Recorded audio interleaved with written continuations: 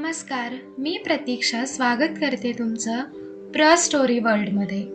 सदर कथा ही पूर्णपणे काल्पनिक असून त्याचा वास्तवाशी कोणताही संबंध आढळत नाही. आपण ऐकत आहात अपरिहार्य. अपरिहार्य भाग 45. तर वेद, कुठून करू सुरुवात? मौर्यने वेदच्या तोंडावर लावलेली टेप काढून टाकत विचारलं. कुठून पण कर, तुला काहीही मिळणार नाहीये माझ्याकडून. वेद मौर्याला पाहून म्हणाला. त्याच्या चेहऱ्यावर राग स्पष्ट दिसत होता. मौर्याने त्याच्या चेहऱ्यावर असलेला माज पाहिला आणि मान डोलवत अक्षाला पाहिलं. बर, मौर्य म्हणाला. अक्षाने डोळे बंद करून दोन्ही हात पुढे केले. ती तोंडात काहीतरी पुटपुटली आणि वेदच्या चारही बाजूला आग लागली. मौर्याने ओठांचा कोपरा वर केला. वेदने आजूबाजूला पाहिलं तर तो थोडासा घाबरला. त्याच्या डोळ्यात थोडी भीती तर नक्की दिसत होती. डॉक्टर भोसले, हे काय करताय तुम्ही? आणि मला इथे असं का बांधलं आहे? अचानक वेद घाबरून सुटायची धडपड करत म्हणाला. मौर्य आणि अक्षाने गोंधळून एकमेकांना पाहिलं. अचानक वेदची धडपड वाढली होती. मौर्यने काही वेळ वेदचं निरीक्षण केलं आणि अक्षाला आग विझवायला सांगितली. डॉक्टर भोसले, अहो मी इथे कसा काय? वेदच्या डोळ्यात आता भीती स्पष्ट दिसत होती. कमरेवर हात ठेवत मौर्यने त्याला पाहिलं. वेद वर बांधलेले हात पाहत होता. तो धडपडत होता. त्याला काहीही करून स्वतःची सुटका करून हवी होती हे दिसून येत होतं. कोण आहेस तू? मौर्याने डोळे बारीक करून विचारलं. मी वेद आहे डॉक्टर भोसले, वेद घाबरून म्हणाला. भीतीने त्याच्या डोळ्यात अश्रू जमा झालेले दिसत होते. तो भिरभिरत आजूबाजूला पाहत होता. अक्षा एवढ्या वेळ त्याचं निरीक्षण करत होती. तिने हाताची घडी केली आणि वेदकडे पाहिलं. वेद, अक्षाने हळूच त्याला आवाज दिला. वेद, तिने पुन्हा एकदा प्रयत्न केला. अक्षा फक्त तोंडात पुटपुटली. वेदचे डोळे अचानक फिरले. डोळे पांढरे होऊन त्याने अक्षाकडे पाहिलं. भीतीने अक्षा 2 पावलं मागे झाली. अक्षाने क्षणभर त्याला पाहिलं. त्याच्या आजूबाजूची ऊर्जा अक्षाच्या ओळखीची नव्हती. मौर्य हा क्षिपाचा अंश आहे. अक्षा मौर्याचा हात पकडून थांबवत म्हणाली. क्षिपाचा अंश आहे? मौर्यने गोंधळून विचारलं. हिराकडे चल लगेच. बहुतेक जुन्या अँकरच्या मृत्यूमुळे 2 जगांमधला दरवाजा उघडला गेला आहे आणि त्यातून तिचे अंश बाहेर आले आहेत. चल लवकर, अक्षा घाईने म्हणाली. अगं पण ह्याला असं सोडून जाता येणार नाही, मौर्य तिला पाहून म्हणाला. येईल मौर्य, तो सध्या एवढा बलवान नाहीये की तो आपल्याशी 2 हात करेल. करायचे असते तर तेव्हाच केले असते जेव्हा आपण त्याला इथे आणणार होतो, अक्षा घाईने म्हणाली. हो ठीक आहे, म्हणत मौर्यने वेदला पाहिलं जो गोंधळून त्यांना पाहत होता. अक्षाने मौर्यला बाहेर पाठवलं आणि वेद भोवती मंत्रांनी एक जाळं तयार केलं आणि ती पण घाईने बाहेर पडली. हे शक्य नाहीये. क्षिपाचा अंत तर आपण सीमेवनमध्ये यायच्या आधीच झाला होता ना. मग तिचा अंश आता ह्या जगात येणं शक्य नाहीये अक्षा. मौर्य बाहेर येत गोंधळून अक्षाला पाहून म्हणाला. मौर्य, तू पाहिलं नाही, जेव्हा मी आग लावली त्यानंतर वेदच्या चेहऱ्यावर असणारे भाव बदलले होते आणि जेव्हा जेव्हा मी त्याचं नाव पुटपुटलं तेव्हा तेव्हा त्याने हुंकार नाही दिला. जेव्हा मी क्षिपाचं नाव फक्त पुटपुटले तेव्हा त्याच्या चेहऱ्यावर असलेले भाव बदलले होते. मला समरने सांगितलं होतं की कधी जर अशी काही परिस्थिती आलीच की एखादा मनुष्य नाही समजून आला तर फक्त क्षिपाचं नाव घ्यायचं. आतापर्यंत तर हे नाही झालं, पण आता झालं आहे, अक्षा गाडीत बसत म्हणाली. मौर्यसाठी हा धक्का होता कारण तिचं असं येणं शक्यच नव्हतं हेही त्याला माहिती होतं. अक्षाने गाडी सुरू केली आणि ती सरळ हेराकडे निघाली. हेराच ह्यावर मार्ग काढू शकतात हे त्यांना माहिती होतं. संकट येणार होतं पण एवढं मोठं येईल असं त्यांना वाटलं नव्हतं. दर्पण तयार झाली होती. ती आवरून बाहेर आली होती. तिच्या एका पायाला सूज होती, त्यामुळे तिला सरळ चालता येत नव्हतं. तिला असं चालत येताना पाहून समरने तिला आधार दिला. त्याने आधाराला दिलेला हात पाहून दर्पणने आधी त्याचा चेहरा न्याहाळला होता. निघूया? दर्पणने समरला पाहून विचारलं. हो. तामस, तू थांबतो इथे? समरने तामसला पाहून विचारलं. नाही, मीही निघतो. मी फक्त हिला भेटायला आलो होतो. तामस दर्पणला पाहून म्हणाला. ठीक आहे मग, संध्याकाळी ये डिनरसाठी. समर म्हणाला. हो, तामस म्हणाला. तिघेही बाहेर पडले. समर दर्पणला घेऊन सरळ पार्किंग मध्ये आला. दर्पणचं डोकं जड झालं होतं. समरने पटकन तिला गाडीत बसवलं. पाणी देऊ? तिला डोक्याला हात लावलेला पाहून समरने विचारलं. नाही, नको. दर्पण त्याला पाहून म्हणाले. समरने बॉटल परत तशीच ठेवली आणि तिच्याकडे पाहिलं. सीट बेल्ट लावून घे, तो तिला पाहून म्हणाला. दर्पणने सीट बेल्ट लावायला हात उचलला, पण तिच्या हातात चमक आली आणि तिने कळवळून हात खाली घेतला. समरने काळजीने तिला पाहिलं. सावकाश ग, समर तिला पाहून म्हणाला. तो थोडासा तिच्याकडे झुकला आणि सीट बेल्ट लावून दिला. दर्पण अजूनही गोंधळलेली होती त्याच्या अशा वागण्याने. तुम्ही कोण आहात? तिने त्याला पाहून विचारलं. तिचा गंभीर चेहरा पाहून क्षणभर समर स्तब्ध झाला. तो मानव नाही हे अजून त्याने दर्पणला सांगितलं नव्हतं. तिचे विचारही त्याला वाचता येत नव्हते, त्यामुळे जास्त गोंधळ झाला होता. मी म्हणजे? त्याने गोंधळून विचारलं. समर कुठे? तिने त्याला डोळ्याच्या कोपऱ्यातून पाहत विचारलं. म्हणजे मी समरच आहे दर्पण. समर स्वतःकडे हात करत म्हणाला. नाही, मी नाही ओळखत तुम्हाला. मला ते खडूस समर माहिती आहेत जे मला त्रास द्यायचे. तुम्ही कोण आहात? दर्पणने वैतागून विचारलं. समर तिला असं वैतागलेला पाहून हसला. त्याने हलकेच तिच्या डोक्यात टपली मारली आणि गाडी सुरू केली. मी तुझा जुना समरच आहे दर्पण. समर तिला पाहून म्हणाला. नाही, तुम्ही असे चांगले कसे वागताय मग? दर्पणने गोंधळून विचारलं. समर मात्र आता मोठ्याने हसला. दर्पणने आणखी गोंधळून त्याला पाहिलं. तो का हसला तेच तिला समजलं नाही. हे असलं काहीतरी करता येत नव्हतं त्यांना फक्त असं चिडता येत होतं. चिडका चेहरा करत दर्पण म्हणाली. कसं? समरने हसत विचारलं. असं म्हणत तिने परत एकदा चिडका चेहरा केला. कसं कसं? समरने हसत परत एकदा विचारलं. असं.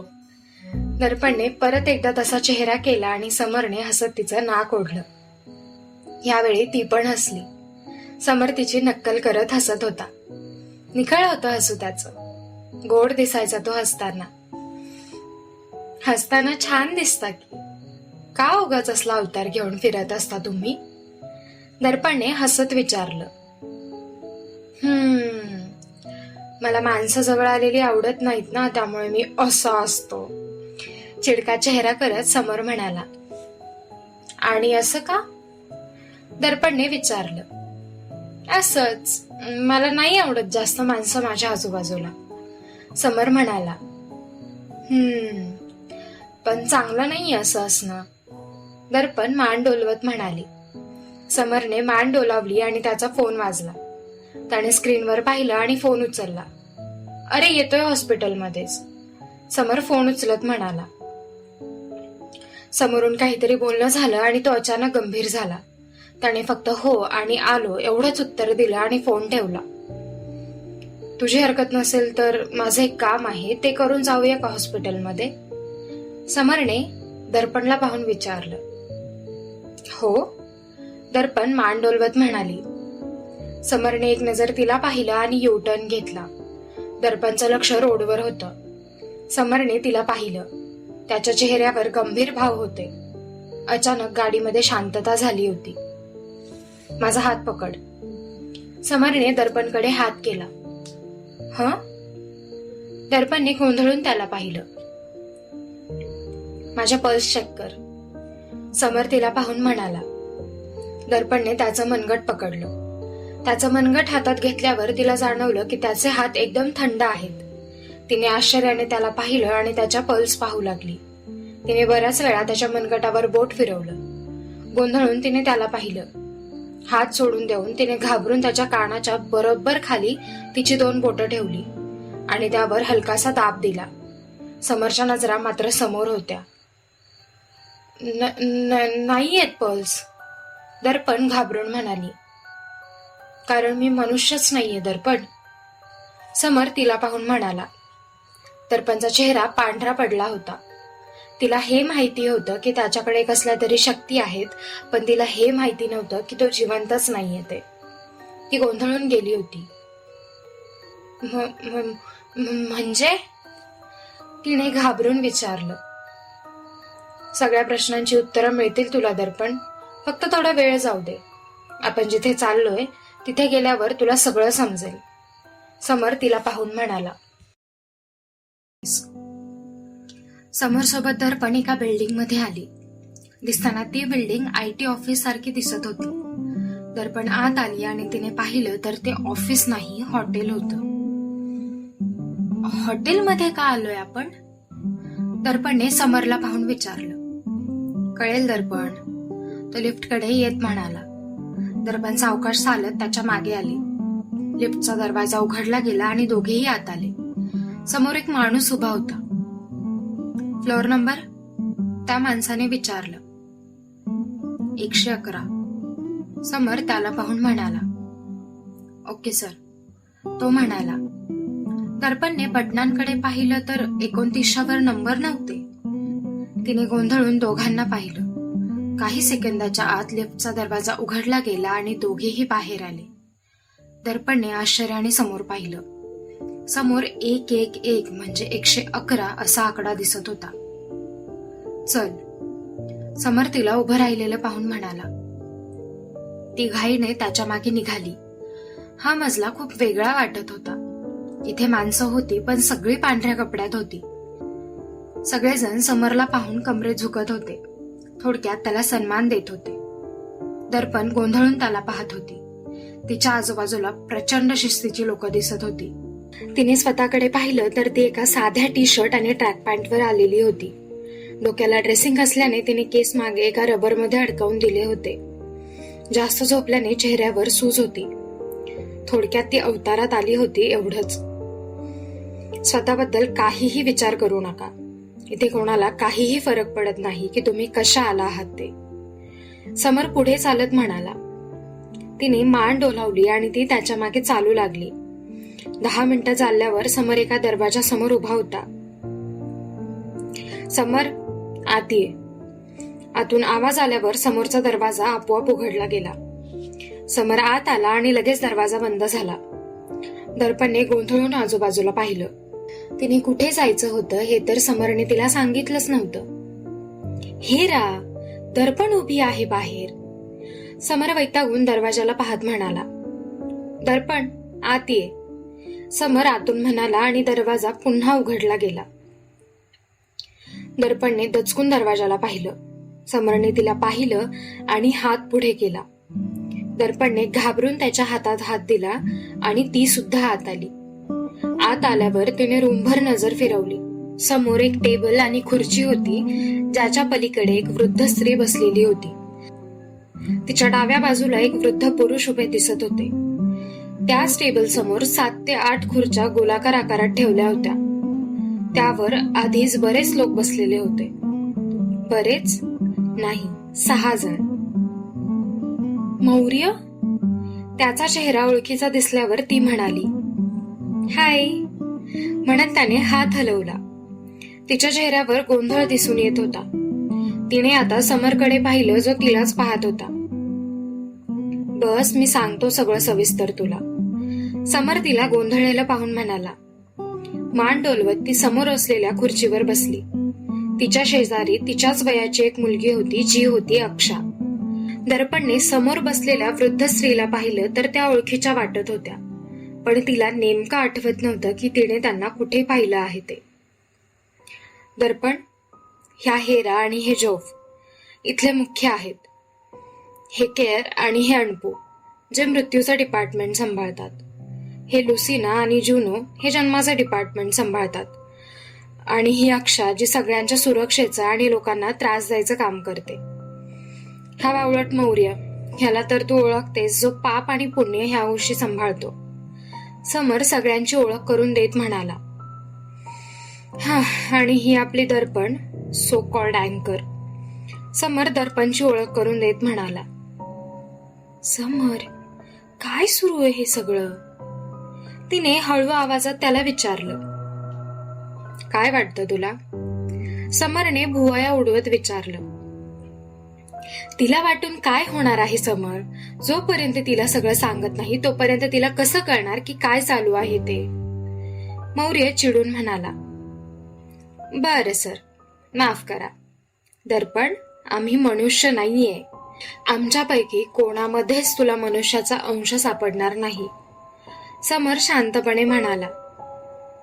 मम्मा, कोण आहात तुम्ही? दर्पणने गोंधळून विचारलं. हेरा, जोफ. समरने त्यांना पाहिलं तसं क्षणात त्यांनी रूप बदललं. जणू एखादा राजा आणि राणी असावे असं त्यांचं रूप होतं.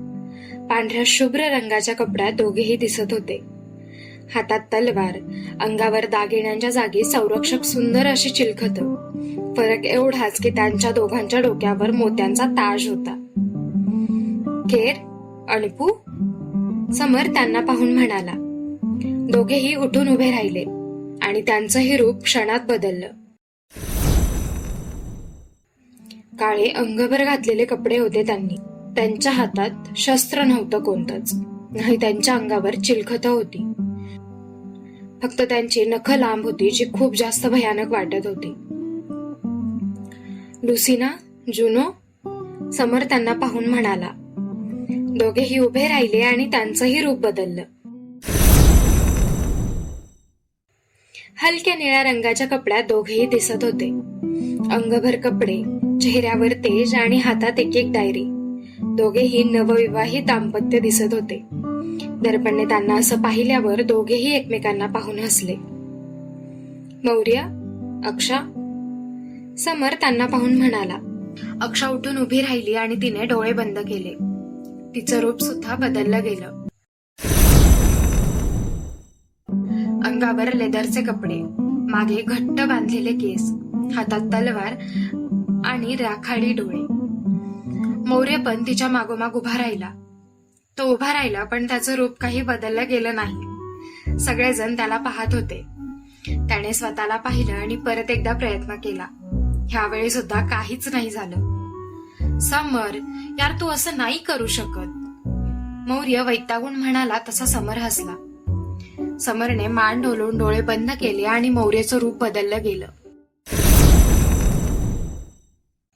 त्याच्या अंगावर पण पांढरे कपडे दिसत होते, ते पण एका योद्ध्यासारखे.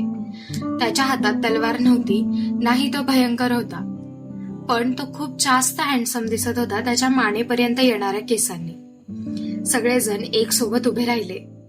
दर्पणने सगळ्यांना पाहिलं. सगळे वेगवेगळे दिसत असले तरी त्यांच्या चेहऱ्यावर एक गोष्ट खूप साधारण होती, आणि ती म्हणजे त्यांच्या डोळ्यात असणारी सौम्यता आणि चेहऱ्यावर असणारं तेज. कुठूनच ते क्रूर किंवा घातक दिसत नव्हते. दर्पण, आम्ही निष्पाप लोकांना कधीच हानी पोहोचवत नाही. आमचं काम रक्षा करणं आहे आणि त्याचसाठी देवाने आम्हाला निवडलं आहे. ही आमची खरी ओळख पाहणारी तू पहिली मनुष्य आहेस. हेरा तिला पाहून शांतपणे म्हणाल्या. आम्हाला सिमीवन म्हणतात दर्पण, आणि तुझंही स्वागत आहे सिमीवन मध्ये. जोव आनंदाने म्हणाले. मी सिमीवन मध्ये का? दर्पणने गोंधळून विचारलं. कारण तू इथे येण्यासाठीच जन्माला आली आहेस दर्पण.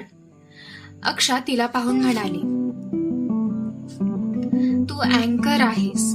तू दोन जगांमधली भिंत आहेस, त्यामुळे तुझं कणखर असणं खूप जास्त गरजेचं आहे, आणि त्याचसाठी आम्ही तुला आज इथे बोलवलं आहे.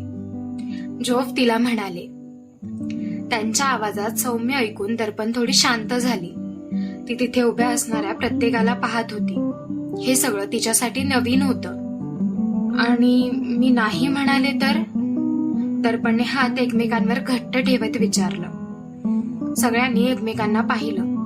त्यांच्या चेहऱ्यावर एक हलकसं हसू आलं. समर तिच्या जवळ आला आणि त्याने त्याचं जॅकेट काढून तिच्या अंगावर ओढून दिलं आणि तिच्या समोर गुडघ्यांवर बसला.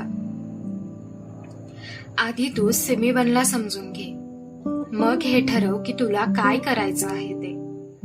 समर तिला पाहून शांतपणे म्हणाला. मला नाही जमणार हे समर, दर्पण शांतपणे म्हणाली. समर डोळे मिटून हलकासा हसला आणि मग तिला पाहिलं. तिचे मांडीवर असलेले हात हातात घेऊन तो म्हणाला, आधी तू हे सगळं समजून तर घे दर्पण. ती मान डोलवत म्हणाली, दर्पणची सगळी जबाबदारी मी घेतोय आजपासून. समर उभा राहून सगळ्यांना पाहून म्हणाला, ऑल द बेस्ट. हिरा त्याला पाहून म्हणाल्या, आपण निघूया का? दर्पणने जॅकेट स्वतःभोवती घट्ट केलं. मग ती म्हणाली, हो निघूया. समर तिला पाहून म्हणाला, आम्ही अधूनमधून तुला भेटायला आलो तर चालेल ना दर्पण? लुसिनाने तिला पाहून विचारलं. हो. ती थोडी अवघडून म्हणाली, बाय. अक्षा आनंदाने म्हणाली. दर्पणने सगळ्यांना पाहिलं आणि ती मागे वळाली. तिने समरला पाहिलं, ज्याने तिचा हात पकडला होता. तुम्ही सगळे खूप सुंदर दिसता, दर्पण वळून सगळ्यांना पाहून म्हणाली. सगळ्यांच्या चेहऱ्यावर हसू आलं तिच्या अशा म्हणण्याने. समर तिला घेऊन तिथून बाहेर पडला. दर्पण, तुला स्वतःला कणखर बनवावं लागेल ह्यासाठी. समर तिला पाहून म्हणाला, पण मी अजून होकार नाही दिला ह्यासाठी. दर्पण त्याला पाहून म्हणाली. समर फक्त गालात हसला. तिला हेच समजलं नव्हतं की सगळेजण तिच्या अशा नकारावर का हसत होते. म्हणजे हे हसणं असं नव्हतं की ते तिची मस्करी करत आहे. ते हसू असं होतं की त्यांना असं काहीतरी माहिती आहे जे तिला माहिती नव्हतं.